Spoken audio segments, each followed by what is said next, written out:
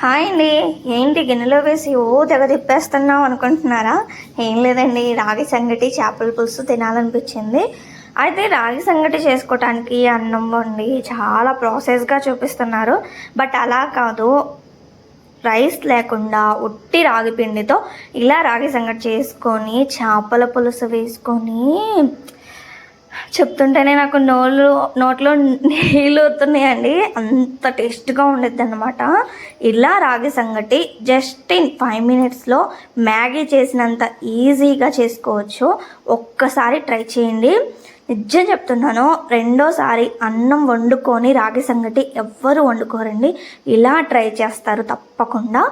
మరెందుకు లేటు, చూస్తున్నారు కదా, ఆ రాగి ముద్ద పెట్టుకొని చేపల పులుసు వేసుకొని తింటే సూపర్ అబ్బా. మరి నేనైతే రాగుల్ని ఇంట్లో తెప్పించుకుంటున్నాను. ఒక 2 కిలోలు రాగులు తెప్పించుకొని చక్కగా కడిగి ఎండకి ఆరబెట్టుకొని మిక్సీ జార్లో వేసుకుంటున్నాను ప్రజెంట్ అయితే. ఎందుకంటే పట్టించుకునే అంత టైం లేదు నాకైతే. రాగి సంగటి ఎప్పుడెప్పుడు తినాలా అనిపిస్తుంది.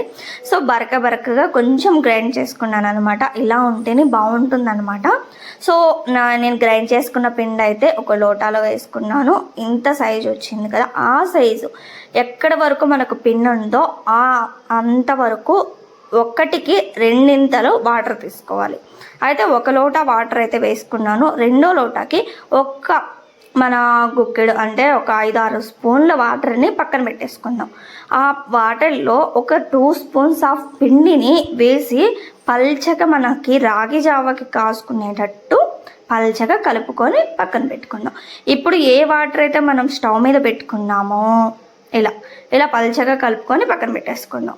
ఇప్పుడు ఏ వాటర్ అయితే మనం స్టవ్ మీద పెట్టుకున్నామో ఆ వాటర్లో తగినంత ఉప్పు వేసుకొని కొంచెం మనకి టేస్ట్ అంటే కమ్మదనం కోసం 1 టీ స్పూన్ అంత నెయ్యి వేస్తున్నానండి.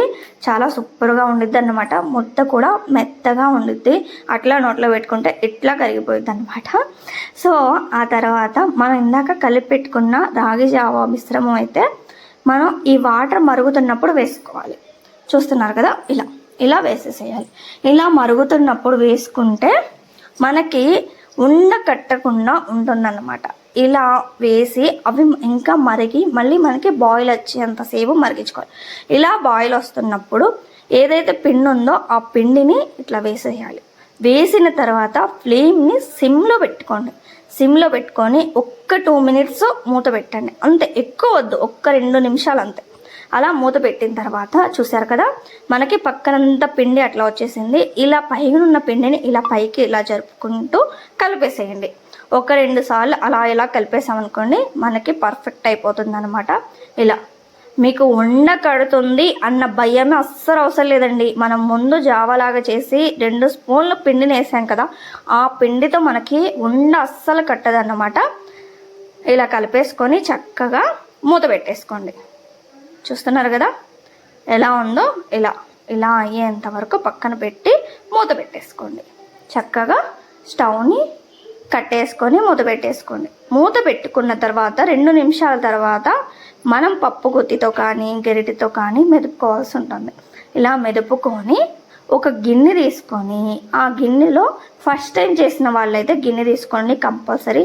లేదు వేడి పట్టే వాళ్ళైతే చక్కగా చేతిలో నెయ్యి రాసుకొని మనకి ఏ సైజు ముద్ద కావాలో ఆ సైజు పిండిని అయితే తీసుకొని చక్కగా ముద్దలా కట్టుకోవాలి. కానీ కొత్త వాళ్ళు ఉంటారు కదా, కొంతమంది వేడిని కూడా పట్టలేరు.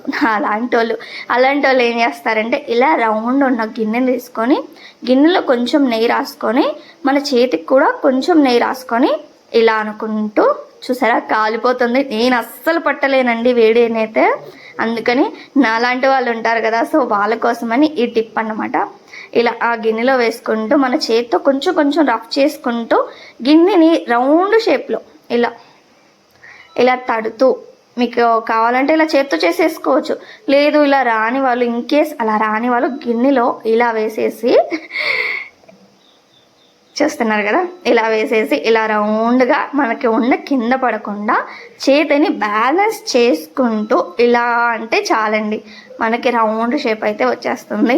నేనైతే అస్సలు వేడిని పట్టలేనని చెప్పాను కదా, అందుకే నేను ఇలా గిన్నెలో వేసుకొని ఇలా తిప్పుతూ ఉంటానన్నమాట.